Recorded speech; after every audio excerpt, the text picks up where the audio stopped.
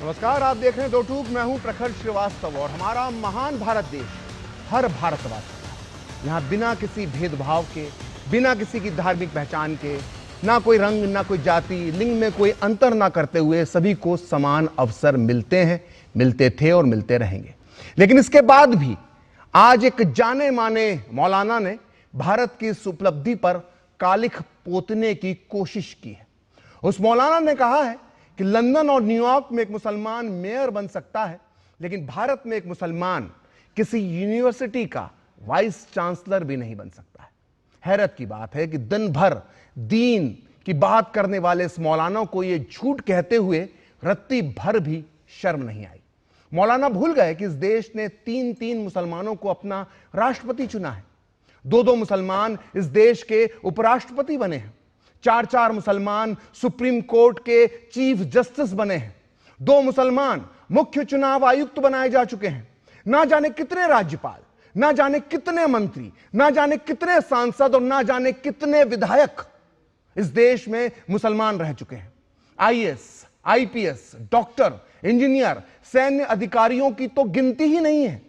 तो फिर आज जमीयत उलेमा हिंद के मौलाना अरशद मदनी ने यह भड़काऊ बयान आखिर दिया क्यों? मौलाना मदनी ने आज आतंक की नर्सरी मानी जाने वाली अल फलाह यूनिवर्सिटी को भी बचाने की कोशिश की। यह वही मौलाना है जो 10 नवंबर को लाल किले के पास हुए ब्लास्ट के बाद से मुंह में दही रखकर चुप बैठे हुए थे। लेकिन आज जब आतंकवादियों और उनके गुर्गों पर शिकंजा कसने लगा तो यह बयान बहादुर बन गए। आखिर मौलाना अरशद मदनी किसे कवर फायर दे रहे हैं? आज दो टूक में हम ये सवाल उठाएंगे। साथ ही हम सवाल पूछेंगे कि मौलाना अरशद मदनी जैसे लोगों की बार बार विक्टिम कार्ड निकालने की ये मानसिकता आखिर कब दूर होगी। हमारे साथ दो टूक में चर्चा करने के लिए होंगे खास मेहमान, लेकिन पहले देखते हैं मौलाना के बयान पर कैसे मचा घमासान।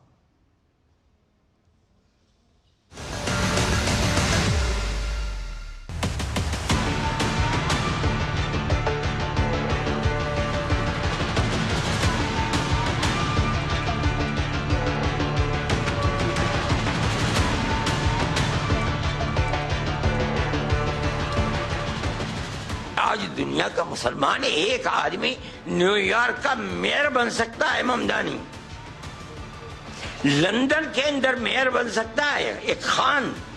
हिंदुस्तान के अंदर किसी मुस्लिम यूनिवर्सिटी का कोई आदमी वाइस चांसलर नहीं बन सकता, और अगर बनेगा तो आजम खान की तरह जेल के अंदर जाएगा, इकबाल की तरह औलाद जेल में डाल दी जाएगी। आज देख लीजिए अल फलाह का क्या हो रहा है। वोट बैंक और तुष्टीकरण के नाम पर तुष्टीकरण वाले भाईजान एक बार फिर से काम पर, और आतंकी बचाओ लॉबी और इकोसिस्टम काम पर। जिस प्रकार से अरशद मदनी जी ये बात कर रहे हैं, क्या वो भूल गए कि इस देश में तो गृह मंत्री और राष्ट्रपति भी मुस्लिम रहा है? परंतु ये दुख की बात है कि जब भी कोई आतंकी पकड़ा जाता है, जो जमात कहती है कि आतंकवाद का कोई मजहब नहीं होता, वो तुरंत मजहबी आधार पर आकर कैसे आतंकवाद का बचाव करने लगती है। और केवल अरशद मदनी की बात नहीं है, चाहे पी चिदम्बरम हो, चाहे महबूबा मुफ्ती हो, चाहे इल्तिजा मुफ्ती हो, अबू आजमी हो, हुसैन दलवाई हो, सभी लोग इस आतंकवादी डॉक्टर्स नेटवर्क ऑफ टेरर के लिए बचाव के लिए स्पिन डॉक्टर्स ऑफ टेरर बन चुके हैं। आप कैसे कर सकते हैं? आप उन लोगों के खिलाफ तो कोई कार्रवाई नहीं कर रहे जो यूनियन मिनिस्टर हैं और कह रहे हैं कि हिंदुस्तान के मुसलमान नमक हराम है। आप उनके खिलाफ तो कोई कार्रवाई नहीं कर रहे कि जो कह रहे हैं हम तो इनके मजहब को मिटा देंगे। आप तो उनके खिलाफ कोई कार्रवाई नहीं कर रहे जो हर तीसरे दिन कहते हैं कि इन्हें हम पाकिस्तान भिजवा देंगे। तो इन हालात के अंदर अरशद मदनी साहब ने जो कुछ कहा है एक हद तक बहुत सही है। भारत का मुसलमान भारत का राष्ट्रपति बन सकता है, क्रिकेट हॉकी का कैप्टन बन सकता है, भारत का मुसलमान चीफ जस्टिस बन सकता है, भारत का मुसलमान एयर चीफ मार्शल बन सकता है, भारत का मुसलमान हर वो पद को पा सकता है जो भारत के संविधान ने उसको अधिकार दिया है। और इसकी बहुत सी मिसालें रही हैं। लेकिन ये कहना कि कहीं का वाइस चांसलर नहीं बन सकता, ये बहुत गैर जिम्मेदाराना बयान है। मौलाना अरशद मदनी को माफ़ी मांगनी चाहिए। मदनी साहब ने जो कहा है बहुत सोच समझ करके बोला है, और ये बड़ा दुर्भाग्य है कि एक बहुत बड़ी कम्युनिटी को दबाने का प्रयास किया जा रहा है। और देश के अंदर तरक्की के रास्ते तभी खुलते हैं जब सब लोग देश के अंदर उसके अंदर भागीदारी करें। देखिए, इस भारत में एपीजे अब्दुल कलाम जैसे जो हमारे राष्ट्रपति जी हुए, ये मुसलमानों के असली आइकॉन है कि जिनको देखकर हमारा भी सिर आदर से झुकता है और वो सिर उठाकर ही हमेशा चलते रहे। उनको आइकॉन बनाइए ना, दूसरों को आइकॉन क्यों बनाते हो? अगर इस तरह की हरकतें होंगी तो फिर हम तो खुली छूट दे रहे हैं जालिमों को कि जो चाहे करना है कर लो। मगर जो लोग आज ये समझ रहे हैं कि मुसलमान को सेकंड क्लास सिटीजन बनाया जाएगा, तुम भूल जाओ, तुम्हारी नस्लें खत्म हो जाएंगी, हम खत्म हो जाएंगे। जब तक दुनिया बाकी रहेगी, हिंदुस्तान में मुसलमान एक बाइज्जत हिंदुस्तानी बनकर रहेगा। हम लड़ेंगे, जमहूरियत के दायरे में रहकर अपने हुकूक को हासिल करेंगे। मदनी साहब शुरू से विद्रोह के मूड में रहते हैं और भड़काऊ बयान देते रहे, और भड़काऊ बयान देने वालों को देश कभी स्वीकार नहीं करेगा। तो मदनी के बयान पर किस तरह से मचाया घमासान आपने देख लिए, लोगों के बयान सुन लिए, क्रियाएं सुन ली, जो क्रिया हुई उसकी प्रतिक्रिया भी देख ली हमने। और अब चर्चा को आगे बढ़ाते हैं। हमारे साथ जुड़ चुके हैं कुछ खास मेहमान। स्टूडियो में हमारे साथ मौजूद हैं बीजेपी की तेज तर्रार प्रवक्ता चारू प्रज्ञा, वहीं हमारे साथ मौजूद हैं विश्व हिंदू परिषद के विनोद बंसल साहब, जो वरिष्ठ नेता भी हैं बीएचपी के। इसके अलावा कांग्रेस का समर्थन देने के लिए यहाँ पर मौजूद हैं सैयद जव्वाद, और इसके अलावा अतिकुर रहमान भी हमारे साथ जुड़ चुके हैं, जो इस्लामिक स्टडीज़ के स्कॉलर हैं। इसके अलावा फिरोज़ वक्त भी हमारे साथ हैं, जो पूर्व कुलपति हैं मौलाना आज़ाद उर्दू यूनिवर्सिटी के। तो चारू प्रज्ञा, शुरुआत में आपके साथ करना चाहूँगा। बीजेपी के लोग बार बार ये कहते हैं कि जो मोदी जी को 27-28 विदेश में सम्मान मिले हैं, उनमें से 8 सम्मान जो हैं वो मुस्लिम देशों द्वारा दिए गए हैं। बीजेपी के नेता अक्सर ये बताते हैं कि जो उनकी योजनाएं हैं जनता के लिए, उसमें कितने प्रतिशत मुस्लिम लाभार्थी हैं, ये भी बार बार बता रहे हैं। लेकिन अब ये आरोप लग रहा है, और एक बहुत बड़ी जमात के मौलाना ये आरोप लगा रहे हैं कि इस दौर के अंदर जो है मुसलमान को हाशिए पर धकेला जा रहा है, उसको साइडलाइन किया जा रहा है। इस आरोप में क्या दम है? नमस्ते। देखिए, ये आरोप को कोई सुनने वाला, सीरियसली लेने वाला है नहीं, लेकिन मदनी जी को भी अपनी राजनीति चलानी है, इसलिए अनाप शनाप बयान देते रहते हैं। वो एक वाइस चांसलर की बात करते हैं, आज देश में 14 वाइस चांसलर हैं जो मुसलमान हैं।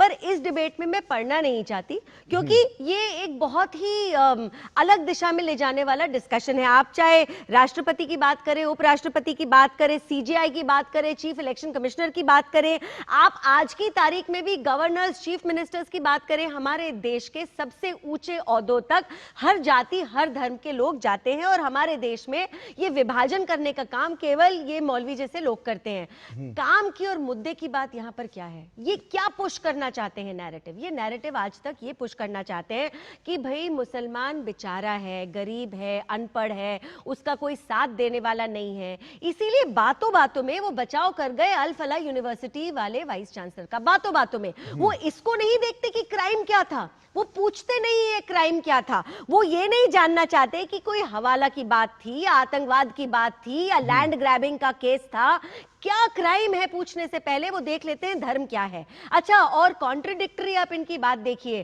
पहले तो कहते हैं आतंकवाद का कोई धर्म नहीं होता, आतंकवादी आतंकवादी होता है, आप इसको रेडिकल इस्लाम से भी मत जोड़िए, रेडिकल इस्लाम से भी मत जोड़िए। But at the same time जैसे ही कोई पकड़ा जाता है, सबसे पहले धर्म देखते हैं, धर्म का ठप्पा लगाते हैं और ढूंढना देखना चालू करते हैं कि इसका बचाव कैसे करा जाए।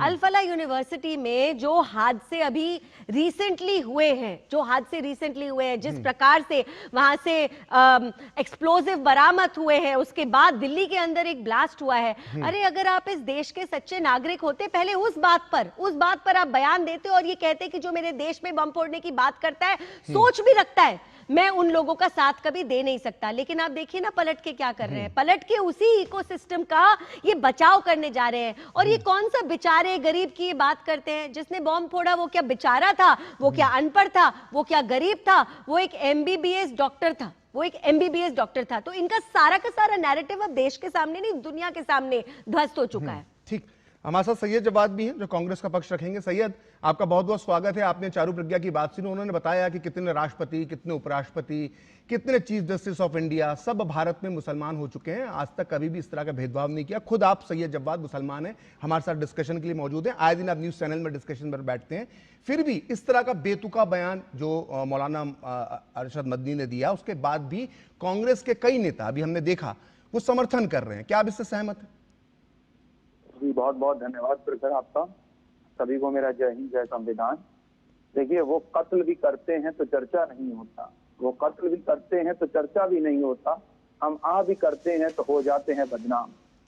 जो मौलाना अरशद मदनी साहब ने चिंता अपनी व्यक्त करी है, उससे आप कितना भी मुंह फेरना चाहें, कितने भी शौक लगाना चाहें, वो बच नहीं पाएंगे। क्योंकि अंतरराष्ट्रीय लेवल पर यूएस की मैं एक रिपोर्ट पढ़ रहा था, वो United Nations of international religious fund की बात करते हैं, फ्रीडम की बात करते हैं, UNCIRF की जो रिपोर्ट आई है, उसमें तो बाकायदा ये कहा गया है कि भारत की अक़लियत के ऊपर, खास तौर पर मुसलमानों के साथ जो हो रहा है, चाहे लिंचिंग हो रही हो, चाहे नमाज को लेकर के बात हो रही हो, चाहे मस्जिदों को लेकर के बात हो रही हो, और धर्म आधारित राजनीति करने वाले मौजूदा आज के हालात ये बात साफ जाहिर कर रहे हैं कि उनके पीछे कहीं ना कहीं मौजूदा सरकार के लोग जुड़े हुए हैं, और वही तोहमतें और जो है चीजें जो है फतियां कसते हैं आकर के।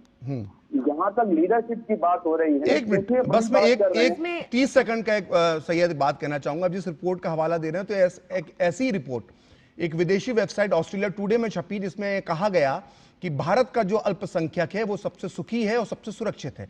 तो इस तरह की रिपोर्ट्स आती रहती है। मैं इस तरह की रिपोर्ट्स का इसलिए समर्थन नहीं करता हूं सैयद भाई, क्योंकि हमने अक्सर देखा कि अफगानिस्तान को जो है वो जो एक हैप्पी इंडेक्स होता है, उसमें अफगानिस्तान को हमसे ऊपर माना गया। अब तालिबान के कोड़े खाकर कौन हैप्पी इंडेक्स में हमसे ऊपर है, मैं समझ में नहीं आता। हंगर इंडेक्स में जो है वो पाकिस्तान को हमसे ऊपर दिखाया जाता है, हमसे बेहतर दिखाया जाता है। हकीकत में आटे की लाइन कहां पर लग रही है? कटोरा लेकर कौन खड़ा हुआ है? किस देश का प्रधानमंत्री कटोरा ले लेकर दुनिया भर में घूम रहा है, हमने देखा है। तो इस तरह की जो विदेशी रिपोर्ट्स होती हैं, जो विदेशी मीडिया की रिपोर्ट्स होती हैं, ये अन्य संस्थाओं की रिपोर्ट होती हैं, इस पर पूरी तरह से भरोसा करना मुझे कहीं काफी हद तक ये ठीक नहीं लगता है। सर, एक बात और है, वो आपकी सहमति असहमति हो सकती है क्योंकि सरकार का बचाव की चीज है, लेकिन बहुत अच्छी बात प्रखर आपने कही, मैं आज आपको मुबारकबाद देता हूँ। आपने तालिबान का जिक्र कर दिया।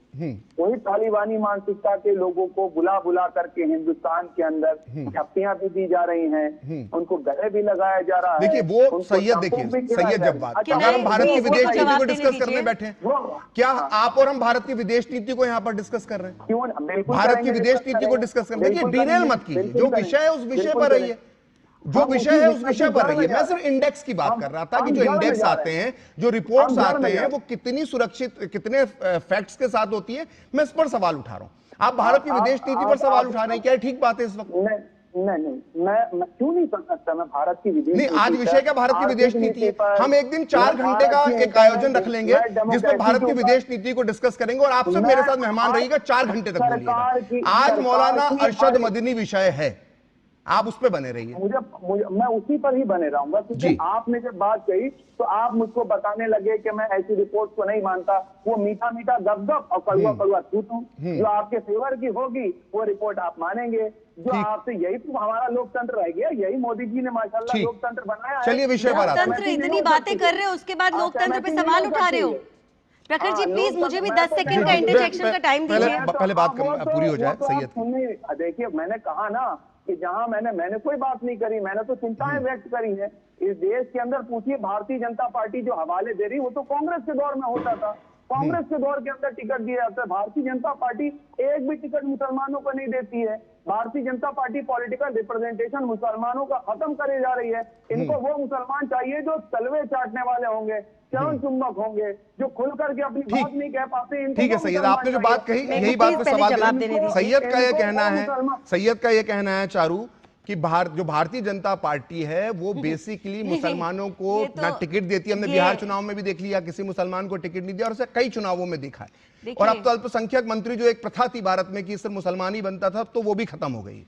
प्रखर जी सिंपल सी बात यह है कि अगर आप बिहार में मुसलमानों की संख्या देखें और जिस जोर शोर से एनडीए की जीत देखें, आपको ये साफ समझ में आ जाएगा कि किसी भी धर्म, किसी भी जाति का इंसान हो इस देश में आज एनडीए के साथ है। लेकिन क्योंकि इन्होंने कुछ बहुत ही चुभती हुई बातें मुझे कही हैं, मेरे देश को कही है, मैं आपसे पूछना चाहती हूँ, अरे इतना ही बेकार है हमारा देश तो पड़ोसी सारे मुस्लिम देशों से लोग घुसकर हमारे ही देश में क्यों आना चाहते हैं? तब तो आप कुछ नहीं कहते। इतना बेकार आपको भारत लगता है तो पाकिस्तान, बांग्लादेश, म्यांमार, अफगानिस्तान, जहां से भी मुसलमान भागते हैं हमारे देश में आते हैं, उनका बचाव आप करते हैं।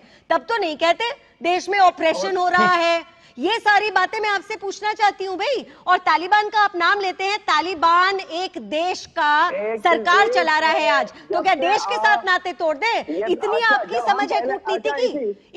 इसीलिए आपकी पार्टी, आपकी सपोर्टेड पार्टी कभी चुनाव नहीं जीतती। ये आपकी समझ है कूटनीति की कि सरकार बदल जाएगी तो देश से रिश्ता छोड़ दीजिए। सही बात है ना भाई, सरकारें तो हर डेमोक्रेटिक कंट्री में बदलती है। जहां पर भी लोकतंत्र होगा सरकार बदलेगी। तो आपको नेता नहीं पसंद या नेता का काम करना नहीं पसंद या उनकी आइडियोलॉजी नहीं पसंद, देश के साथ ही रिश्ता तोड़ दीजिए। ये इनकी समझ है, देख लीजिए प्रखर जी। ठीक है, हमारे अन्य मेहमान भी अतीकुर रहमान साहब के पास चलते हैं। अतीकुर रहमान साहब के पास चलते हैं। अतीकुर रहमान साहब, हमने सैयद, मैं आ रहा हूं आपके पास। अतीकुर रहमान साहब भी हमारे साथ जुड़ चुके हैं। अतीकुर रहमान साहब, हमने लगातार देखा कि जब 10 तारीख को ब्लास्ट हुआ दिल्ली में, जिसमें कई लोग मारे गए, उनमें मरने वालों में हिंदू भी थे, मुसलमान भी थे, लेकिन मौलाना अरशद बंदी का कोई बयान नहीं आता है।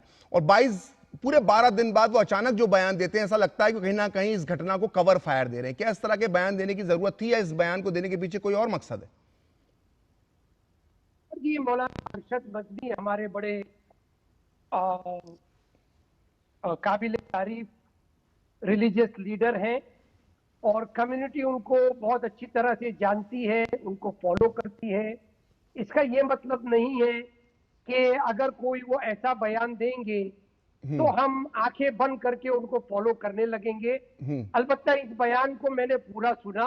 उन्होंने आखिर में टेररिज्म को भी कंडेम किया, जो कि मीडिया में कहीं पर भी नहीं। अरशद, ये दिक्कत, देखिए अतीकुर रहमान साहब, दिक्कत, मैं 1 मिनट के लिए रोक रहा हूं। असल में क्या हो रहा है कि जब भी इस तरह के मौलानाओं के, ज्यादातर मौलानाओं के जब बयान आते हैं तो वो पहले अपनी पूरी सारी बात कहते हैं और फिर वो चूंकि, चुनांचे, किंतु, परंतु, लेकिन लगाकर फिर धीरे से जो है वो आतंकवाद की बुराई कर देते हैं। यहां दिक्कत है, जब ममदानी उनको दिखाई दे रहा है कि वो मुसलमान है, वो अमेरिका में, न्यूयॉर्क में मेयर बन गया, लेकिन वहीं उमर नबी बम लगा के फूट गया, तो इस्लाम का, आतंकवाद का कोई धर्म नहीं होता। तो ये जो चीजें, ये जो सोच है ना, सवाल इस पर भी उठता है कि आतंकवाद की बुराई आप किस तरह से कर रहे हैं। पहले आपने 10 मिनट तकरीर दे दी, फिर जाते जाते धीरे से बोल दिया नहीं नहीं है तो आतंकवाद का कोई धर्म नहीं होता। तो ये थोड़ा सा है ना, यहां पर दिक्कत होती है। अतीकुर रहमान साहब, मैं उसी पर आ रहा था प्रखर जी कि मौलाना अरशद मदनी को बीजेपी और बीजेपी की स्पोक्स पर्सन जो हमारे साथ बैठी हुई हैं, ये कहती है कि ये गलत कह रहे हैं। तो मैं ये चीज जानने में दिलचस्पी रखूंगा और पूरा देश का मुसलमान ये जानना चाहता है कि पिछले 11 सालों में बीजेपी ने, प्रधानमंत्री मोदी जी ने किस मुसलमान संस्था को बुलाकर बैठ के बात करने की कोशिश की? किस मौलाना नहीं, देखिए अतीकुर रहमान साहब, यहाँ पर आप गलत हैं। यहाँ पर आप गलत हैं। कई मौलाना मोदी जी से मिलने जा चुके हैं, कई मौलाना मोदी जी से मिलने जा चुके हैं। आप ये जानकारी गलत दे रहे हैं, बाकी आप आगे कह सकते हैं। जी, ऑपरेशन सिंदूर हुआ प्रखर जी, पूरी दुनिया में ऑपरेशन सिंदूर एक मुंह तोड़ जवाब था पाकिस्तान को। उसको समझाने के लिए पूरी दुनिया में एक डेलीगेशन तैयार हुआ जी, जिसमें ओवैसी साहब भी थे, शशि थरूर साहब भी थे, सुप्रिया सुले जी भी थी और बहुत सारे ऑपोजिशन लीडर थे। क्या यही एक्सरसाइज प्रधानमंत्री मोदी और उनकी सरकार जो फॉरेन लैंड पे की जा सकती है, डोमेस्टिकली नहीं कर सकते हैं? नहीं, क्या जरूरत कि आप जितनी स्कीम्स चल रही हैं मोदी सरकार की, आप लगातार स्कीम्स देखिए, जो सबसे ज्यादा लाभार्थी हैं वो मुस्लिम समाज से आते हैं। चाहे वो प्रधानमंत्री आवास योजना हो, चाहे वो राशन से जुड़ी योजना हो, चाहे वो स्वास्थ्य से जुड़ी योजना है। आप जाके सरकारी अस्पतालों में जाके देखिए तो सही कि जो सरकार की, मोदी सरकार की जो स्वास्थ्य से जुड़ी योजना है, उनके सबसे बड़े लाभार्थी कौन है? तो जब सारा लाभ मिल रहा है, सारी सुविधाएं मिल रही हैं, एक समान नागरिक की तरह व्यवहार किया जा रहा है, और कुछ एक मौलाना बैठ के इस तरह का माहौल बना रहे हैं और आप चाहते हैं कि बस पूरे भारत में मुसलमानों को समझाया जाए। ये मुसलमान खुद को जमाई समझना कब बंद करेंगे इस देश का? आप और मैं बराबर हैं, कब ये भावना आप लोगों में आएगी? मुझे आप मुश्किल से 10 सेकंड भी पूरे नहीं दे पा रहे हैं। मैं सिर्फ ये आपसे बताना चाह रहा हूं और आपके व्यूअर्स को ये बताना चाह रहा हूं कि अगर मोदी सरकार मुसलमानों को एंगेज करे, मुसलमानों को एलिनेशन का किसी भी तरह से कोई एक अगर उनके मन में एक थोड़ा सा भी वो है, आशंका है कि हम एलिनेट हो रहे हैं, तो आप मौलाना अरशद मदनी अगर उनको नहीं सुनना चाहते हैं तो ना सुने ना। ठीक, आपने अलीगढ़ मुस्लिम यूनिवर्सिटी का माइनॉरिटी स्टेटस सुप्रीम कोर्ट में चैलेंज कर रखा है। आपने मौलाना आजाद जो हमारी एक वो थी वो खत्म कर दी। आप किसी भी तरह से अगर मुसलमानों को एंगेज करे बगैर देश की तरक्की करना चाहते हैं तो बहुत अच्छी बात है। मैं सिर्फ आपको एक बात कहना चाह रहा हूं कि आप मुसलमान कौन से लीडर को एक्सेप्ट करते हैं जिससे एंगेज करना चाहते हैं, आप बताइए ना। शाहरुख देखिए दिक्कत कहां पे आती है कि आपने अलीगढ़ मुस्लिम विश्वविद्यालय का एग्जाम्पल दिया, वो भारत की धरती पर है, यही अपने आप में बहुत बड़ी कृपा है भारत सरकार की जो अलीगढ़ मुस्लिम विश्वविद्यालय पे करी है। दूसरी बात, जिस यूनिवर्सिटी के अंदर मोहम्मद अली जिन्ना की तस्वीर लगी है, वो अपनी तरफ से कोई कदम नहीं बढ़ाएंगे, वो जिन्ना की तस्वीर नहीं हटाएंगे, लेकिन वो चाहते हैं कि उनको वहां पर जो सारी सुविधाएं वो सारी सुविधाएं मिलाएं। खैर, हमारे साथ विनोद बंसल साहब भी है। विनोद बंसल साहब, मैं आपसे सवाल पूछूं उसके पहले एक पिछले कुछ 1 दशक पुराना एक किस्सा सुनाना चाहूंगा, उसी में मेरा सवाल छुपा हुआ है। तो ये सवाल है जो विक्टिम कार्ड से जुड़ा हुआ है, लेकिन मैं उसको अजहर सिंड्रोम कहता हूं। मैं अजहर सिंड्रोम इसलिए कहता हूं कि भारतीय टीम के कप्तान हुआ करते थे, पूर्व कप्तान मोहम्मद अजहरुद्दीन, फिलहाल वो मंत्री भी हैं कांग्रेस सरकार में। तो मोहम्मद अजहरुद्दीन जब कप्तान थे और उसके बाद जब वो टीम में खेलते थे तो एक मैच फिक्सिंग स्कैंडल सामने आया। उस स्कैंडल के अंदर जो है 4-5 खिलाड़ियों के नाम आए, जिसमें मोहम्मद अजहरुद्दीन का भी नाम था और अन्य खिलाड़ियों के नाम आए, अजय शर्मा, अजय जडेजा, निखिल चोपड़ा आदि इत्यादि के भी नाम आए। लेकिन किसी ने कुछ नहीं बोला। सबसे पहले अजहरुद्दीन ने कहा कि मैं चूंकि मुसलमान हूं इसलिए मुझे फंसाया जा रहा है, और यह इंटरव्यू उन्होंने बीबीसी को दिया। तो यह एक तरह का अजहर सिंड्रोम है जिसको आज हम विक्टिम कार्ड के तौर पर जिसकी हम चर्चा कर रहे हैं। तो क्या भारत का एक मुसलमानों का बड़ा तबका या खासकर जो मौलाना मौलवी हैं, ये अजहर सिंड्रोम या यूं कहें कि विक्टिम कार्ड के शिकार है? देखिए प्रकाश जी, बात यह है कि बात जब प्रखर कर रहा है तो 2 टूक ही मैं कहूंगा जी। मैं 2 टूक में विश्वास करता हूं। ये जो मौलाना ने जो बात कही है बहुत सोची समझी रणनीति के तहत कही है जी। इनकी आयु का जो पड़ाव है, जो समाज में इनकी स्वीकार्यता है, वो इस बात को साफ साफ कह रही है कि इनको कहने के लिए विवश किया गया, क्योंकि आतंकवाद इस भारत के सिर चढ़कर बोल रहा है। आप सोचिए कि जब इतने बड़े बड़े प्रोफेशनल्स जो है जब आतंकवाद के उस गंदी दलदल में फंसे हुए मिले हैं तो उनको बचाने का कोई तो तरीका होगा ना, कोई बुजुर्ग ही सामने आएगा। तो आप देखिए अल्फला यूनिवर्सिटी को भी बचाना था उनको, उसके वीसी को भी बचाना था, और ये डॉक्टर उमर और उनकी सारी गैंग को बचाना था। तो कुछ ना कुछ तो कवर फायर तो देना था जी। एक कवर फायर है, और ये बिल्कुल 100% कवर फायर है, 110% कवर फायर है। देखिए मैं एक बात पूछना चाहता हूं, अगर ये कहते हैं कभी, देखिए वहां पर जो सिर्फ मेयर को मुसलमानों के लिए बहुत हाईएस्ट पोस्ट मानते हैं, तो मुझे लगता है कि ये डॉक्टर जाकिर हुसैन को तो राष्ट्रपति नहीं बनाना चाहिए था, हिदायतुल्लाह को, फखरुद्दीन अली अहमद को राष्ट्रपति नहीं बनाना चाहिए था।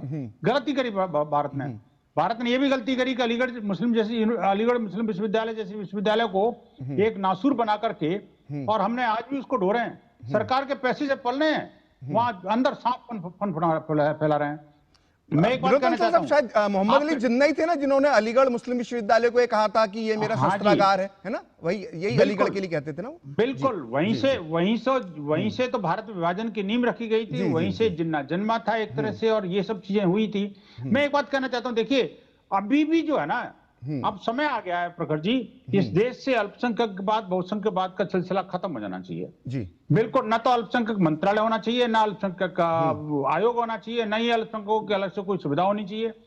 ये तो वो भारत है जो दुनिया का एकमात्र देश है जिसके संविधान में सिर्फ और सिर्फ अल्पसंख्यकों को वो अधिकार दिए गए हैं जो बहुसंख्यकों को भी नहीं है। आप सोचिए, इसके बावजूद भी शायद बाबा साहब भीमराव अंबेडकर ने वो प्रोविजन डाल के शायद गलती कर दी, उनको उस समय एहसास नहीं था, जो उन्होंने अपनी बात कही कि मुसलमानों के बारे में, भारत विभाजन के बारे में, उनको ठीक से लोगों ने समझा नहीं, और उसके कारण आर्टिकल 2930 बनाया गया, जो कि भारत के अल्पसंख्यकों, अपने बहुसंख्यक को छोड़ दीजिए, मैं कहता हूं उसके दलित और अपने ओबीसी और SC ST को भी नहीं है वो अधिकार जो कि तथाकथित अल्पसंख्यकों को दिए। और उनका सबसे ज्यादा दोहन किसने किया? भारत के second largest population of the country है। ये बड़ा गंभीर विषय है, गंभीरता के साथ समझना पड़ेगा। ये कोई मुसलमान वाला मामला नहीं है, हिंदू वाला मामला नहीं है। आतंकियों को, देशद्रोहियों को छुपाना, अलगाववाद पैदा करना, ये जो अल्पसंख्यकवाद का जो ढकोसला है, ये कांग्रेस ने शुरू किया। ये जो सांप है ना, उनको दूध पिला पिला के इतना बड़ा कर दिया कि अब जिनको पिलाया था वही कहने लगा तुमने सांप दूध तो पिलाया लेकिन इसमें चीनी क्यों नहीं डाली? ठीक, आपने दूध तो पिलाया लेकिन रोजाना क्यों नहीं पिलाया? आप मुझे बताइए, ये इस तरह की जो नैरेटिव बिल्डिंग का काम करते हैं ना जी, इनको कितना ही खिला पिला लो, कितना ही मोटा मुस्टंडा बना लो, मतलब ये कुल मिलाकर जो है विक्टिम कार्ड, अजहर सिंड्रोम, ये यही सब चलता रहेगा। फिरोज बख्श साहब भी हमारे साथ मौजूद हैं, पूर्व कुलपति हैं मौलाना आजाद यूनिवर्सिटी के।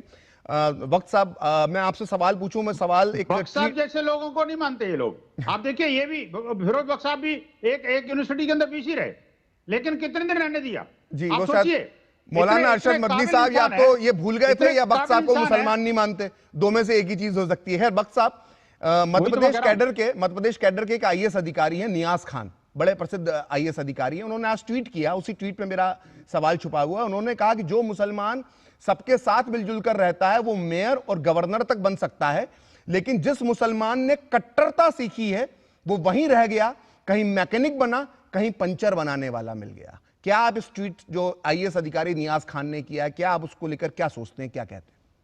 जी, पहले तो प्रखर साहब, आप बहुत मुखर हैं और बढ़िया बोल रहे हैं। मैं ये नहीं कहूंगा कि मुझसे कोई आपको रंजिश है या गिले शिकवे, मुझे आखिर में ला रहे हैं। अगर आखिर में ला रहे हैं तो you please give me some quality time, ठीक है? और बंसल साहब का शुक्रिया, उन्होंने मेरा मेंशन किया।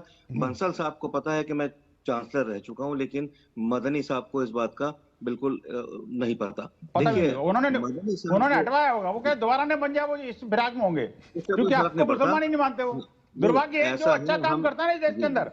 फिरोज बख्श साहब, सॉरी मैं आपको इंटरप्ट कर रहा हूँ, मैं कह रहा हूँ इस देश के अंदर जो मुसलमान हो या हिंदू हो, जो अच्छा काम करेगा वो भाजपा का होगा, अच्छा काम करेगा वो मुसलमान नहीं होगा। एक ये थ्योरी गढ़ने का कोशिश की जा रही है और फिर कहते हैं कि मुसलमान मत करो। ठीक, क्यों करना चाहिए? जी, thank you so much Bansal साहब। देखिए, मैं एक बात कहूं कि जिस तरीके से मतलब ये हिंदुस्तान को बांटने की कोशिश कर रहे हैं, जहर उगल रहे हैं। मदनी साहब, बहुत बड़ा नाम है मदनी साहब का, एक बहुत बड़े मदरसे के, दुनिया के सबसे अजीम तरीन मदरसों में एक है जहां के ये करता धरता है। ये हिंदुस्तान में आग लगाने की कोशिश कर रहा है। इन्होंने पहले भी कई बार इस तरह की बातें करी, ऑल फॉल बका। कभी ये कहते हैं लड़के लड़कियों को एक साथ नहीं पढ़ना चाहिए, ये नहीं चाहते कि लड़कियां जो है पढ़ के आगे बढ़े। कभी ये हजरत आदम अलैहिस्सलाम को बीच में ले आते हैं। मुझे पता नहीं इनकी क्या टेंडेंसी है और ये किसके कहने पर ऐसा करते हैं। इससे, इस तरह की बातों से होता क्या है, देश में वबाल खड़ा हो जाता है। और दूसरी बात मैं कहना चाहता हूँ, कई बातें यहाँ पर आई सामने। देखिए, मैं ये कहना चाहता हूँ, हिंदुस्तान के अंदर, हिंदुस्तान एक सेकुलर देश है। सही बना है नहीं बना, बंसल साहब ने अभी उस पर टिप्पणी की, मैं उस पर कुछ नहीं कहूंगा, उनका अपना विचार है, उसका मैं स्वागत करता हूं। लेकिन मैं ये कहना चाहूंगा प्रखर जी कि हिंदुस्तान में कोई भी चीज हिंदू मुसलमान सिख ईसाई को देखकर नहीं दी जाती। यहाँ काबिलियत, हिंदुस्तान ना तो सनातन धर्म से चलता है, ना ही ये किसी इस्लामिक धर्म के उसूल से चलता है, शरिया लॉ से भी नहीं चलता। ये अंबेडकर साहब के बनाए कानून से चलता है। बहुत से लोग समझते हैं कि उनके कानून में कुछ झोल है, अगर झोल है तो उसको ठीक कर देना चाहिए, पहली बात। दूसरी बात मैं कहना चाहूंगा कि हिंदुस्तान को मौलाना अबुल कलाम आजाद ने जो पदवी दी थी, वो दी थी लैंड ऑफ पीस, यानी दारुल अमन, ठीक है? तो ये दारुल अमन है। और मैं मदनी साहब हो, चाहे तौकीर रजा साहब हो, और बहुत से नाम आए इसमें, पहले आपने भी कई नाम लिए, तो मैं कहना चाहूंगा इन तमाम लोगों से कि हिंदुस्तान की जो एक सालमियत है उसको बनाए रखें। Hindus and Muslims since day one have gelled like sugar and milk, बिल्कुल नाखून और गोश्त की तरह रहते चले आए हैं साथ में। लेकिन अगर मदनी साहब इस तरह की बात करेंगे, अभी मतलब उनको कुछ पता ही नहीं हो क्या रहा है, वो उनका एजेंडा क्या है, हिंदुस्तान को बांटने का एजेंडा है। ये बात समझ लें मदनी साहब और उनके जैसे लोग कि हिंदुस्तान में एक बार पार्टीशन हो चुका है अब कोई दूसरा पार्टीशन नहीं होगा, ना यहाँ कोई गजवा हिंद आएगा। हिंदुस्तान एक इस वक्त जो है एक लीडर ऑफ द वर्ल्ड बनने जा रहा है या कुछ हद तक बन चुका है। और इस रास्ते पे ये जो लोग बोलते हैं, आग लगाते हैं, ये हिंदुस्तान को तोड़ना चाहते हैं, ये स्पीड ब्रेकर्स हैं। इससे मुसलमानों को भी बचना चाहिए, हिंदुओं को भी बचना चाहिए। लेट अस नॉट प्ले, प्रखर जी लास्ट में एक बात कह के इजाजत लेता हूँ कि let us not play the Hindu card और the Muslim card. We have to play the only one card and that is India card। ठीक, बहुत अच्छी बात कही, नेशनल कार्ड। ठीक है चारू, मैं आप ही के पास आ रहा हूँ, मैं आप ही से आ रहा हूँ। आपसे एक जो सवाल जो कहा और जो अतीकुर रहमान साहब ने जो बात कही थी, उन्होंने कहा था कि विश्वास जीतने की कोशिश करना चाहिए मोदी सरकार को। क्या मोदी सरकार विश्वास जीतने में नाकाम रही? हम देख रहे हैं लगातार कि ठीक है, ये आपका पक्ष हो सकता है कि आप लोग टिकट नहीं देते क्योंकि हमें वोट भी नहीं मिलता। वोटिंग परसेंटेज जो बाद में निकल कर आते हैं एजेंसियों में, उसमें भी सामने आता है कि बहुत मुसलमान जो है वो बीजेपी को वोट नहीं देते हैं।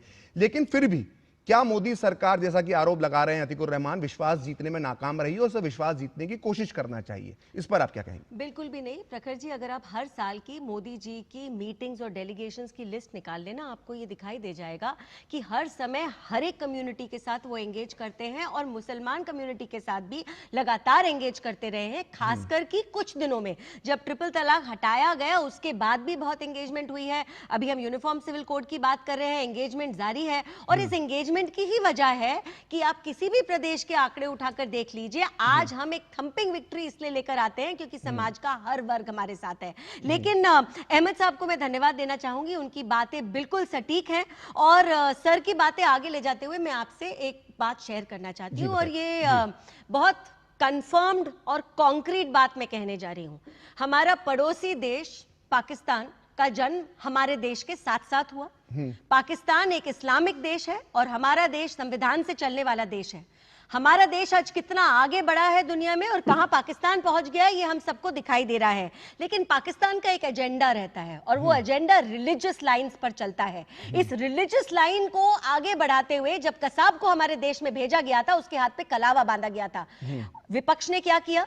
उस कलावे को देखकर पाकिस्तान की बात, हिंदू आतंकवाद हमारे देश में कहना शुरू कर दिया। वो सत्ता पक्ष में थे, सत्ता पक्ष में थे। मैं आज की बात कर रही हूँ, आज जो हमारा विपक्ष है, जिसके सहयोगी आज हमारे शो पर बैठे हुए हैं और उन्होंने पाकिस्तान की बात को आगे बढ़ाया, अपनी देश की बात को नहीं देखा, अपने देश का भला नहीं सोचा। जो पाकिस्तान का एजेंडा था उसको देश में चला। और ये पुरानी बात नहीं है, मैं अभी की भी अगर बात करती हूँ, पहलगाम पे जब हमला हुआ, वो हमला भी धर्म के नाम पर हुआ। किसी से ये नहीं पूछा गया कि आप कौन से देश से आते हो, क्योंकि मरने वालों में तो जो हिंदू गए उसमें से कुछ नेपाल के भी थे। धर्म पूछा गया, जो हिंदू था उसको गोली मार दी गई। और उसी एजेंडा को आगे बढ़ाने का काम इनके जैसे लोग करते हैं, मदनी जैसे लोग करते हैं। और ये हमारे देश में डिफेंड करने वाला अगर कोई मिल जाता है, मैं उसको देशद्रोही मानती हूं। मैं देशद्रोही मानती हूं। अगर किसी की यूनिवर्सिटी से एक्सप्लोजिव पाए जाते हैं, वो हमारे देश में ब्लास्ट करने वाले लोगों से जुड़े पाए जाते हैं, आप पहले उनका धर्म देखकर उनका बचाव करने लगते हो। यही तो पाकिस्तान का एजेंडा है, विभाजन करो, आप ये कहना चाहती है कि जिस डॉक्टर को आरएक्स लिखना चाहिए अपने मेडिकल पर्चे पे, वो आरडीएक्स लिख रहा है। ये on a lighter note, that is brilliant. लेकिन आप देखिए ना, दुश्मन का एजेंडा भारत में बढ़ाएंगे, भारत आगे बढ़ रहा है, इसको नहीं देखेंगे। ठीक है सैयद जवाद, आपसे जब मैं सवाल पूछ रहा था तो आपने एक बात कही, एक मिनट सैयद जवाद, मैं आपसे से सवाल पूछ रहा हूं। आपने जब एक बात कही, उन्होंने कहा कि जो भी मुसलमानों को जो हाशिए में रखने की बात की जा रही है, वो मोदी सरकार के आने के बाद इस तरह के आरोप लग रहे हैं। और जो मैंने उपराष्ट्रपति और राष्ट्रपति के जिक्र आपके सामने किया था, आपने कहा था ये कांग्रेस सरकारों के समय बनाया गया। लेकिन लगता है मौलाना अरशद मदनी का आपने पूरा बयान नहीं सुना। उन्होंने पूरे अपने बयान में कहा है कि आजादी के बाद से ही मुसलमानों को दबाने की कोशिश इस देश में शुरू हो गई थी। तो उन्होंने एक साथ तो नेहरू जी को भी लपेट लिया, उसके बाद आई कांग्रेस की सरकारों को भी लपेट लिया। उन्होंने तो किसी को छोड़ा ही नहीं। उन्होंने तो कह दिया कि भाई ये पाकिस्तान मुसलमानों ने मांगा था, पाकिस्तान मिल गया, उसके बाद भी भारत में जो है मुसलमानों को दबाने की कोशिश हुई। वो तो सब लोग शामिल कर दिए, उन्होंने एक ही डंडी से सबको हाक दिया।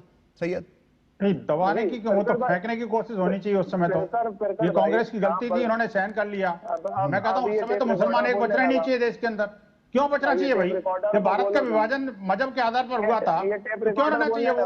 एक भी मुसलमान ठीक है बंसल जी, जरा सैयद जवाद का थोड़ी है कि हमारे ऊपर हावी हो जाएंगे। सैयद जवाद का राष्ट्र देशद्रोही बन करके इस देश के अंदर रहना चाहते हैं, जिस थाली में खाते हैं उसका नमक, ठीक है, सैयद जब्बात को बोल लीजिए। बंसल साहब मैं आऊंगा आपके पास, सैयद जब्बात को बोल लीजिए। ये तो ठीक नहीं है ना। बंसल साहब मैं आपके पास आऊंगा, सैयद जब्बात से सवाल तो मैं बोलने नहीं, इनको बंसल साहब को सैयद जब्बात नाम पसंद आ गया है, इसीलिए इन्होंने अपना नाम सैयद जब्बात करवाने का सोचा है। लगातार बीच में बोल रहे हैं। बोलिए बंसल साहब, आपको सैयद जब्बात नाम ठीक है, आप बताइए, आप बोलिए सैयद, आप बोलिए। फिर देखिए आपको ये मौलाना मदनी ठीक लग रहा है ना?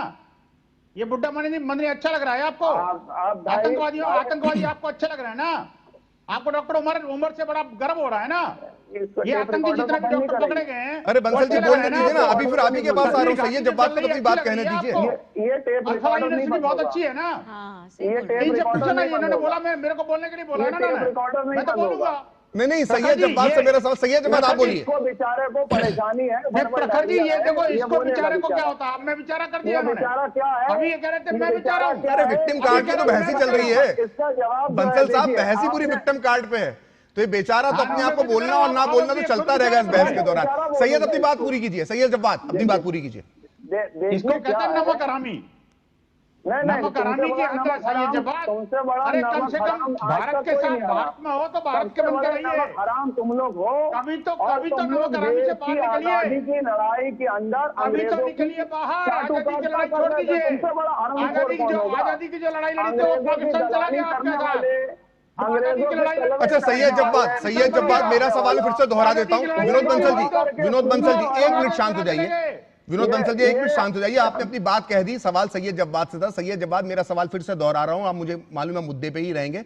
जो भी विनोद बंसल जी के साथ आपकी कहासुनी भी हुई है उसको भूल जाएंगे थोड़ी देर के लिए, सवाल का जवाब दीजिएगा।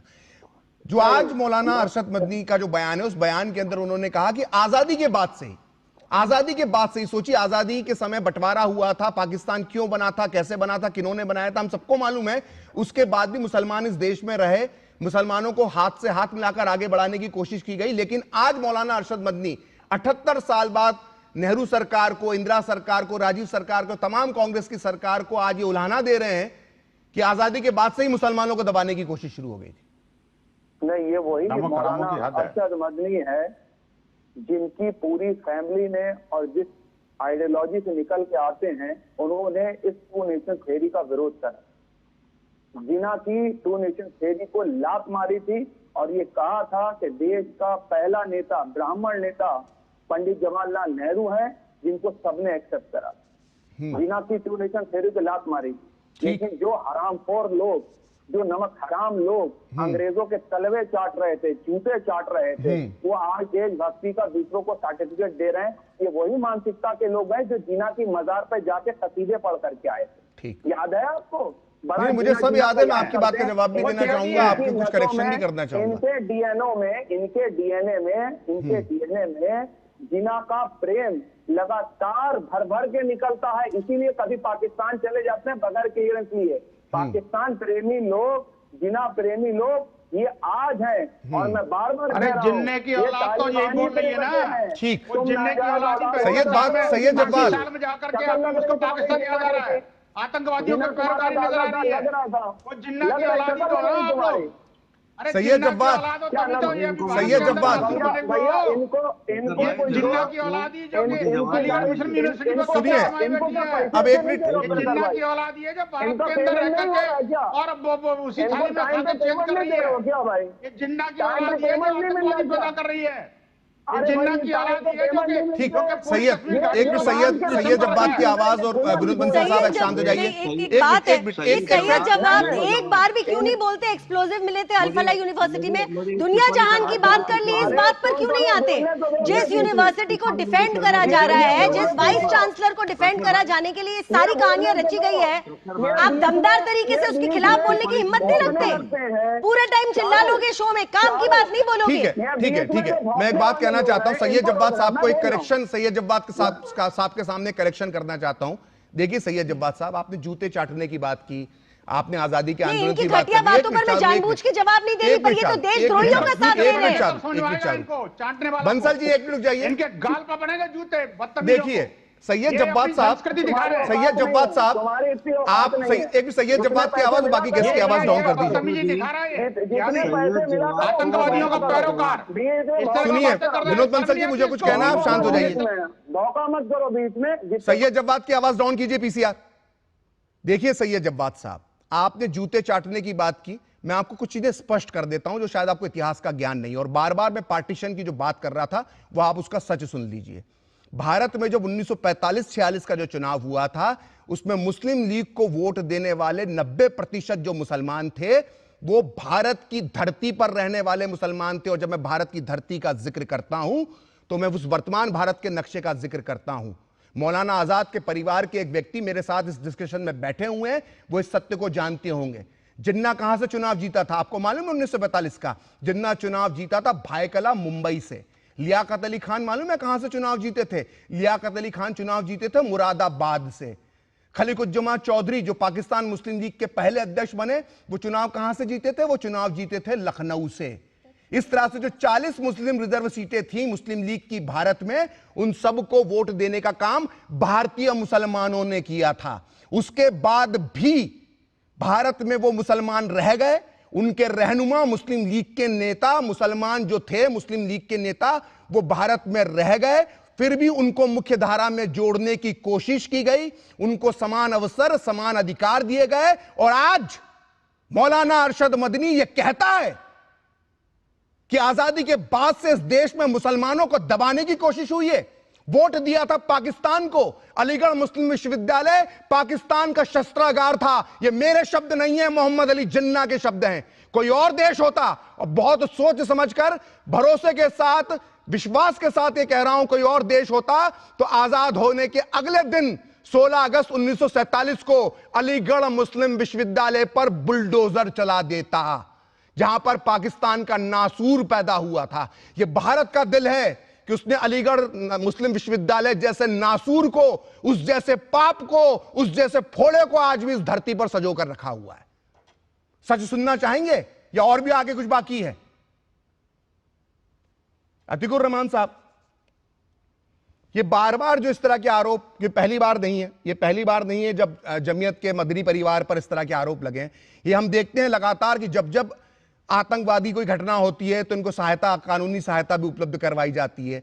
इस तरह के कई चीजें हम देखते हैं। जब भी मुस्लिम सुधार की कोई बात होती है तब तब जमीयत का हम पक्ष देखते हैं। वंदे मातरम के विरोध से लेकर, कॉमन सिविल कोड के विरोध से लेकर, ट्रिपल तलाक से लेकर, सीए से लेकर, हर जगह पर जो है जमीयत का जो रुख होता है वो ऐसा लगता है कि वो समाज सुधार के जो मुस्लिम समाज में होना चाहिए, जो बार बार डॉक्टर अंबेडकर कहते थे, क्योंकि यहां पे डॉक्टर अंबेडकर भी बहुत बात हुई, उन्होंने बार बार कहा कि हिंदुओं में सामाजिक बुराइयां हैं लेकिन हिंदू इसको स्वीकार करते हैं, लेकिन मुसलमानों में सामाजिक बुराइयां होने के बाद भी मुसलमान इसे स्वीकार नहीं करते हैं और इन्हें सुधार की जरूरत है। लेकिन जब भी कोई सुधार की बात आती है तो ये जमीयत जैसे संगठन ही इसमें अड़ंगा डालते हैं। तो क्या आपको लगता है कि एक आम मुसलमान को इस पूरे जंजाल से निकालना बहुत जरूरी है? बेशक बेशक प्रखर जी, दो इंपॉर्टेंट पॉइंट्स आपके अभी इस पैनल के ऊपर जो आए हैं जी, और मैं स्वागत करता हूं चारू प्रज्ञा जी को कि उन्होंने खुलासा किया कि मोदी सरकार लगातार मुसलमानों के साथ एंगेजमेंट कर रही है, बातचीत चल रही है। मैंने सिर्फ नाम पूछे थे कि कोई हेडलाइन मुझे आज तक नजर नहीं आई, दो मुस्लिम ऑर्गेनाइजेशन के नाम या दो मुसलमानों के नाम जहां पर मोदी सरकार उनको यूनिफॉर्म सिविल कोड से रिलेटेड एंगेजमेंट कर रही है। दूसरा इंपॉर्टेंट पॉइंट यहाँ पर विनोद बंसल जी ने अच्छी बात की। 13 जून 2015 मल्टीपल डेलीगेशंस मोदी जी से मिले थे। आपको मैं न्यूज़पेपर क्लिपिंग्स दिखवा देती हूँ, फोटोग्राफ्स।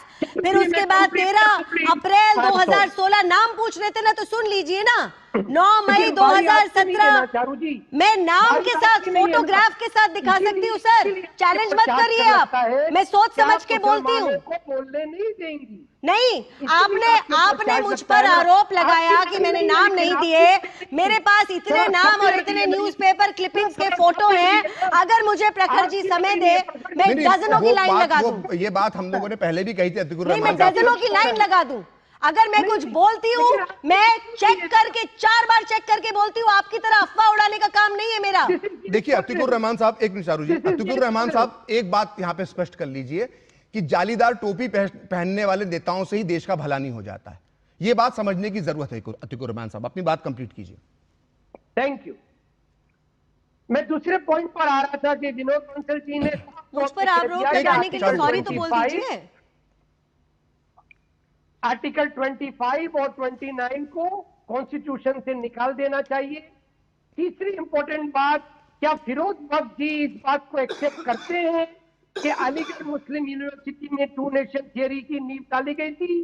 क्या एक्सेप्ट करते हैं कि अलीगढ़ मुस्लिम यूनिवर्सिटी का माइनॉरिटी स्टेटस छीन लिया जाना चाहिए? थैंक यू, धन्यवाद। जी फिरोज बख्श साहब आप बताएं। फिरोज बख्श साहब आप भी पैनल में और फिरोज बख्श साहब भी हैं, जरा बताएं जरा, मैंने क्या आर्टिकल 25 का जिक्र किया क्या? मैं बताता हूँ, मुझे इनका जवाब देने दो आप बंसल भाई। देखो ऐसा है, चाहे ये हमारे जवाद भाई हों या हमारे अतीकुर रहमान साहब हों, इनको शुक्रिया अदा करना चाहिए अल्लाह का कि इनको अल्लाह ने हिंदुस्तान की सरजमीन पे पैदा किया, ठीक है, लैंड ऑफ पीस के ऊपर। ये पाकिस्तान में, अफगानिस्तान में, सीरिया में या ऐसे किसी मुस्लिम देश में नहीं पैदा हुआ है। अल्लाह का बड़ा शुक्र है, हम जितने मुसलमान हैं हम सिजदे में जाके अल्लाह का शुक्रिया अदा करते हैं कि हम यहाँ पैदा हुए, इस सरजमीन में पैदा हुए, इसी की मिट्टी में मिल जाएंगे। हमें लगता है फिरोज बख्श साहब का आवाज हम तक पहुंच नहीं पा रही है। यहां पर हम छोटा सा ब्रेक लेंगे और ब्रेक के बाद इस चर्चा को हम आगे जारी रखेंगे।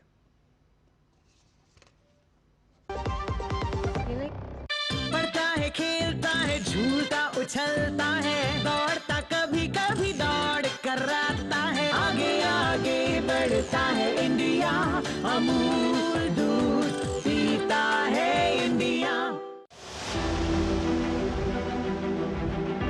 किसी की मेहनत से, किसी की सोच से, किसी के जोश से, किसी के प्रयास से और हर श्रमिक के योगदान से बन रहा है आत्मनिर्भर भारत। श्रमेव जयते आज देश का मंत्र बन रहा है। और इन 4 श्रम संहिताओं से हर श्रमिक होगा सशक्त और सुरक्षित। 29 पुराने कानूनों का संयोजन, हर श्रमिक को न्यूनतम वेतन और समय पर भुगतान का अधिकार, संवाद, स्थिरता और उद्योगों में विकास का संतुलन, हर श्रमिक के जीवन में सामाजिक सुरक्षा सुनिश्चित, हर कार्यस्थल पर सुरक्षा और समान अवसर। नई श्रम संहिता सिर्फ कानून नहीं है, ये है लेबर रिफॉर्म्स, आत्मनिर्भर भारत के लिए। ये देख कैसे। हैप्पी बर्थडे भाई। दिखा? हाँ मेरा फेवरेट कलर। हमेशा शॉपिंग। आई नो माँ, बट खर्चा करने की भी यही उम्र है, राइट? सेविंग करने की भी यही उम्र है। आई नो पा, सेव करो, सही जगह निवेश करो, रकम पर ब्याज मिलेगा, जिसे फिर से निवेश करने पर ब्याज मिलता रहेगा। आई नो ना। आरबीआई कहता है, करो से ही शुरुआत, बनो फाइनेंशियली स्मार्ट। 80 करोड़ लोगों को मुफ्त राशन की सौगात है। 1 नहीं 2 नहीं, ये 5 साल तक की बात है। मुफ्त में आपको अन्न मिलेगा, हर परिवार हर मंथ मिलेगा, कहीं भी किसी भी राशन की दुकान से मिलेगा। ये मोदी की गारंटी है। जी हाँ, प्रधानमंत्री गरीब कल्याण अन्न योजना के तहत 1 जनवरी 2024 से आने वाले 5 सालों तक गरीब और अंत्योदय परिवारों को हर माह मुफ्त राशन मिल रहा है। मुसीबतों की छुट्टी, मोदी की गारंटी। LIC युवा प्रोफेशनल्स के लिए लाए हैं नव जीवन श्री। करें नियमित प्रीमियम का भुगतान, जीवन बीमा का आनंद लें, प्राप्त करें प्रीमियम के प्रतिशत पर गारंटीकृत एडिशंस, अपने वित्तीय लक्ष्यों के अनुरूप मैच्योरिटी पर गारंटीकृत धनराशि पाएं। मौजूदा पॉलिसी धारकों के लिए आकर्षक अतिरिक्त लाभ आज ही खरीदें। कौन है जो जोड़े देश को? विकसित भारत का विकसित भारत।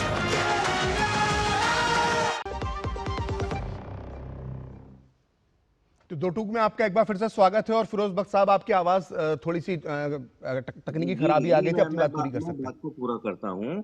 मेरे ऊपर कुछ टिप्पणी की थी, कुछ जाती सवाल उठाए थे हमारे दोस्त अतीकुर रहमान साहब ने। देखिए, हिंदुस्तान कानून से चलता है, नए शरिया से चलेगा। शरिया फॉलो करनी है, हम अपने घर में फॉलो करते हैं। नए सनातन धर्म से चलेगा, हम इन चीजों को घर पे ताक के ऊपर रख के आते हैं। और जब हम सड़क तो हम वी आर इंडियंस, हम सिर्फ हिंदुस्तानी हैं, ना हिंदू ना मुसलमान ना सिख ना ईसाई। और यही हमारा नेशनलिज्म है। पहली चीज, अभी आपने मुझसे पूछा कि क्या उसका जो अलीगढ़ मुस्लिम यूनिवर्सिटी को बंद कर देना चाहिए। अलीगढ़ मुस्लिम यूनिवर्सिटी को बंद करने का एक ख्याल, एक इजहार किया था इन्होंने, बंसल साहब ने, उनकी बात है। लेकिन कोई भी यूनिवर्सिटी बंद नहीं होगी, चाहे वो अलीगढ़ मुस्लिम यूनिवर्सिटी हो या कोई और यूनिवर्सिटी। नहीं, अलीगढ़ मुस्लिम यूनिवर्सिटी को बंद करने का इजहार मैंने भी किया था, लेकिन मैंने 1947 के परिप्रेक्ष्य में किया था कि जिस तरह के पाकिस्तान मूवमेंट में अलीगढ़ मुस्लिम विश्वविद्यालय का योगदान था, उसके बाद कोई और देश होता तो निश्चित तौर पर या तो बुलडोजर चला देता एमयू पर या उस पर ताला लगा देता। मैंने 1947 के परिप्रेक्ष्य में किया था। ये बात ठीक है। मैं देखिए, मैं कोई मुसलमानों का ना तो ठेकेदार हूँ, ठीक है, ना दुकानदारी उनकी करता हूँ, लेकिन मैं ये जरूर कहना चाहूंगा अपने तमाम दीन बंधुओं से कि जहां वो रहते हैं वो इस बात में यकीन रखें, इस्लाम ने उनसे कहा है हिब्बुल वतनी निस्फुल ईमान, ठीक है। इसका मतलब ये है कि मुसलमानों का आधा, बल्कि मैं तो कहूंगा पूरा ही ईमान उनका देश है, देश से वफादारी करना, देश से मोहब्बत करना। अगर देश रहेगा तो हमारी मसाजिद होंगी, हमारे यहाँ मदारिस होंगे। नहीं, लेकिन बात यहाँ पर आती है बख्श साहब, आप तो मौलाना आजाद के परिवार से आते हैं और आज मौलाना अरशद मदनी कह रहे हैं कि आजादी के बाद से ही ये जो है वो मुसलमानों को दबाना शुरू कर दिया था। ये कहां तक सही है? फिर वो मौलाना आजाद ने जो जामा मस्जिद में जो ऐतिहासिक भाषण दिया था, तो उस भाषण की क्या फिर वैल्यू बची? हाँ, बिल्कुल सही कह रहे हैं। ये देखिए, असद मदनी साहब जो हैं, ये वो मदनी फैमिली नहीं है जिसने हिंदुस्तान के लिए, अभी बात आई थी, जवाद साहब कह रहे थे कि इनके खानदान का बड़ा कंट्रीब्यूशन है, इनके दादा का कंट्रीब्यूशन है हुसैन अहमद मदनी, और वहाँ अफगानिस्तान में काबुल में जाकर के इन लोगों ने, और महेंद्र सिंह वहाँ राजा थे हिंदुस्तान के, ये सब किया, लेकिन ये वो खानदान नहीं है, ये मदनी साहब। लेकिन अगर हम इतिहास में जाते हैं बख्श साहब, इतिहास में जब जाते हैं तो जमीयत के नेताओं ने 1947 के बाद भी गांधी जी के सामने जब दंगे चल रहे थे तो कई बातें ऐसी बातें कहीं जो प्यारेलाल नैयर, आचार्य कृपलानी वगैरह जमीयत के बारे में लिख कर गए। तो जमीयत का कोई जो ट्रैक रिकॉर्ड है वो पूरी तरह से साफ है, ये हम कह नहीं सकते। खैर, विनोद बंसल साहब, जो बात आपने पूरी चर्चा सुनी, किस तरह की चर्चा हो रही है, यहां पर एक बात हो रही है कि कितने मौके मिले, कितने मौके नहीं मिले, पहले की भी बात हो रही, वर्तमान की बात हो रही है। थोड़ा सा मैं एक अलग परिप्रेक्ष्य में विनोद बंसल साहब एक बात कहना चाहूंगा। भारत में जो मौके दिए गए मुस्लिम लोगों को, मिसाल के तौर पर अजहरुद्दीन का तो एग्जाम्पल मैंने आपको दे ही दिया गया। एक फखरुद्दीन अली अहमद साहब जो थे, भारत के राष्ट्रपति बने, उनके ऊपर भी कई आरोप थे कि असम के अंदर जो जनसंख्या संतुलन हुआ है उसमें उनका बहुत बड़ा रोल था। उन्होंने बांग्लादेशियों को, घुसपैठियों को वहां पर बसाया। और ये बात मैं नहीं कह रहा, ये प्रखर श्रीवास्तव ये बात नहीं कह रहा, बीके नेहरू जो इंदिरा गांधी के चचेरे भाई थे, वो राज्यपाल थे वहां के, वो इस पे अपनी रिपोर्ट बनाकर लिख कर गए। इसके अलावा हमने महबूबा मुफ्ती मोहम्मद सईद, जो महबूबा मुफ्ती के पिताजी थे, उनके बारे में देखा। रूबिया सैयद कांड हुआ। इसके अलावा हम देश के 5 शिक्षा मंत्री शुरुआती दौर में मुस्लिम हुए, उनका भी देखा कि किस तरह से मुगलों को ग्लोरीफाई किया गया, सनातनी संस्कृति को छुपाया गया। तो ऐसा है कि जब बड़े मौके मिले तो उसके कुछ साइड इफेक्ट्स भी इस भारत को देखने को मिले, लेकिन उसके बाद भी ये विश्वास कायम है। फिर भी ये मुस्लिम कम्युनिटी आज समझ नहीं पा रही है कुछ लोग, तो इसे लेकर आप क्या सोचते हैं? देखिए, बात यह है कि कुछ लोग हैं जिन्होंने मतलब नमक हरामी की ठेकेदारी ले रखी है, मैं कहूंगा आपको। देखिए, अभी आपको पता है कि अभी पूर्व उपराष्ट्रपति थे, अभी जो फखरुद्दीन अली रिटायर हुए, हामिद अंसारी, 10 साल मलाई चाटते रहे। वो जब तलुआ चाटने वाले लोग कह रहे थे ना जी, कि वास्तव में तो ये है कि मैंने उनको शब्द थोड़ा अच्छा दिया है, मैं नहीं, ठीक है, उतना ही काफी है। मैं तो उस पर भी आपत्ति लेता हूं, उतना ही काफी है। हाँ, बिल्कुल ठीक है। लेकिन मैं कह रहा हूं, देखिए, ये हमारी संस्कृति है ही नहीं, लेकिन ये तो फैक्ट है ना जी कि 10 साल जब तक पोजीशन पर रहे तब तक इन्होंने क्या क्या गुल खिलाए, अब सब सामने आ रहे हैं कि किस तरह से भारत के अंदर जाकर, भारत के बाहर जो है ना, भारत के सैनिकों के साथ में है, भारत के वीर जवानों के साथ में है, भारत के लोगों के साथ में, और भारत के जो आतंकी संगठन है उनके साथ में उनका कैसा व्यवहार था और क्या उन्होंने बर्ताव किया। और अंततोगत्वा जब विदाई समारोह हो रहा था तो विदाई समारोह में जाते जाते यही कह गए कि आखिरकार मुसलमानों को तो ऐसे है, वैसे है और फलाना ढिमका। तो ये बेसिकली क्या है, जब तक ये इनको मलाई मिलती रहती है तब तक तो मजे करते हैं, और उसके बाद जाते जाते जो है ना वो ठीकरा फोड़ जाते हैं। मैं कहना चाहता हूँ, देखिए, मौलाना अरशद मदनी जैसे लोग जो है ना जी, शायद इसीलिए आपको पता है तबलीगी जमात को 7 मुस्लिम कंट्रीज में बैन कर रखा है। क्यों? आखिरकार कुछ तो कारण है ना जी कि भारत के अंदर फूल रहा है। यहाँ पर इतने बड़े बड़े इज्तिमा होते हैं कि 10-10 लाख की गैदरिंग हो जाती है, और भारत के लोगों को चिंता ही नहीं होती, जब के अंदर क्या क्या हो रहा है किसको नहीं पता। मैं कहना चाहता हूं, देखिए, अब समय आ गया है कि ये जो आतंकवाद के खात्मे के लिए 2 चीजें बहुत जरूरी हैं जी। जहां से देखते हैं, जब जुम्मा आता है तभी ये अपराधी प्रवृत्ति के लोग मस्जिद से निकल के बाद सामने आ जाते हैं। तो अब आवश्यकता इस बात की है कि जितनी भी मस्जिदें हैं मदरसे हैं और मुस्लिम बाहुल्य क्षेत्र हैं, कट्टरपंथियों के जो क्षेत्र हैं, वहां पर सब जगह हाई रेजोल्यूशन के सीसीटीवी कैमरे लगने चाहिए, जिनका कमांड एंड ऑपरेशन वहां के लोकल पुलिस स्टेशन के पास होना चाहिए। आप देखिए प्रखर जी, कल जो है एक अद्भुत दिन है। कल भगवान श्री राम के मंदिर के ऊपर जो है ना जी धर्म ध्वजा लहराने वाली है, लेकिन दुर्भाग्य देखिए स्वाधीनता के 75वें वर्ष में भी आज हमें 7 लेयर की सिक्योरिटी करनी पड़ रही है। किसकी? रामलला की। रामलला की सिक्योरिटी के लिए 7 लेयर की सिक्योरिटी सिस्टम लगा हुआ है। हमारे प्रधानमंत्री और सरसंघ चालाकी तो गए हैं, लेकिन इसके बावजूद भी इतना करना पड़ रहा है। क्यों? ऐसे ही जहरीले सांपों से बचने के लिए और ऐसे ही जहरीले सांपों के कवर फायर देने से बचने के लिए आखिरकार यही लोग हैं जिनके कारण ये पनपते हैं। और कौन आता है? जब तक ग्राउंड पर कोई सपोर्ट नहीं मिलेगा, विदेशी आतंकी भी कुछ नहीं कर पाएगा। ये सही है। जब बात असली समस्या यही आती है, हम जब देखते हैं कि हिंदू समुदाय सनातनी जब देखते हैं कि इस देश में जो सुरक्षा की जरूरत पड़ती है वो अमरनाथ यात्रा को जरूरत पड़ती है। अब इसमें भी बीजेपी कांग्रेस मत कीजिएगा, ये कांग्रेस के दौर में भी सुरक्षा की आवश्यकता पड़ती थी। लेकिन जब वहीं हज के लिए यात्रा होती है, चाहे वो सड़क के रास्ते एयरपोर्ट पर जा रहे हो मुस्लिम समाज इकट्ठे होकर बसों के अंदर, चाहे वो एक जमाने में शिप के माध्यम से भी जाते थे, तब मुंबई जाते थे, कहीं ये देखने को नहीं मिलता। तो जिस देश में हिंदुओं के मंदिरों को, हिंदुओं की यात्राओं को सुरक्षा की जरूरत पड़ती है, वहां पर एक मदनी जैसे व्यक्ति ये कहते हैं कि मुसलमानों को दबाया जा रहा है, तो ये तो विरोधाभास हुआ ना। बिल्कुल यही बात है। देखिए बात ये है कि ये जो है ना, वो कहते हैं कि सब कुछ सब डायरी इसको रोका करिए। बोल रहे हैं, बताइए ना, बोलिए।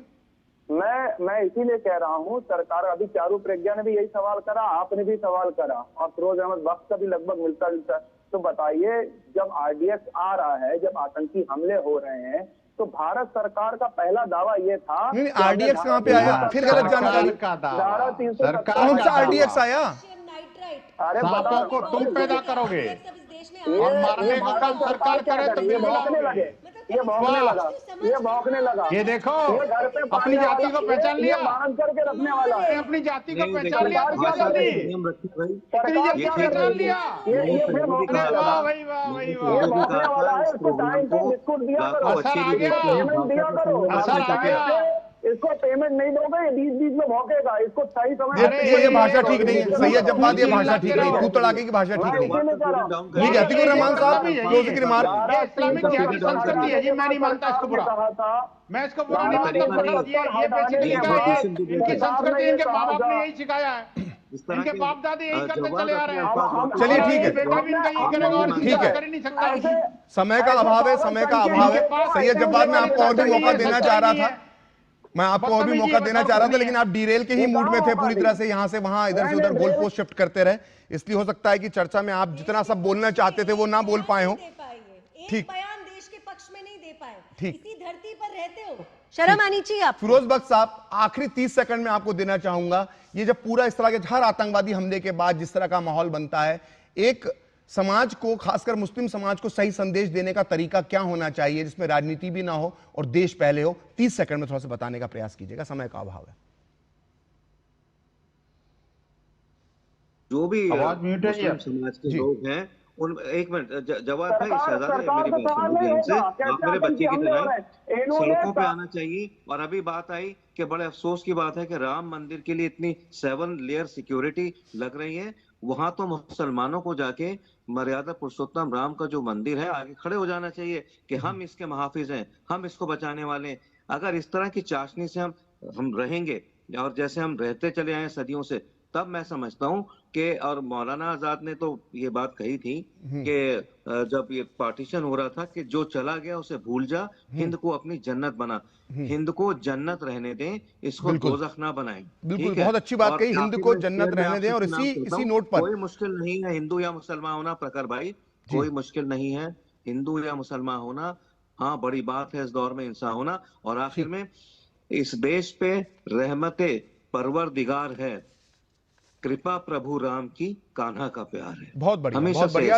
इसी नोट पर हम ये बहस को विराम देंगे। तो आप सभी मेहमानों का बहुत बहुत स्वागत, अतिकुर रहमान साहब, फिरोज बख्श साहब, विनोद बंसल, चारू प्रज्ञा जी, सैयद जवाद, आप सभी हमारे साथ चर्चा में जुड़े, आपका बहुत बहुत धन्यवाद। तो दो टूक में फिलहाल इतना ही। देखते रहिए डीडी न्यूज।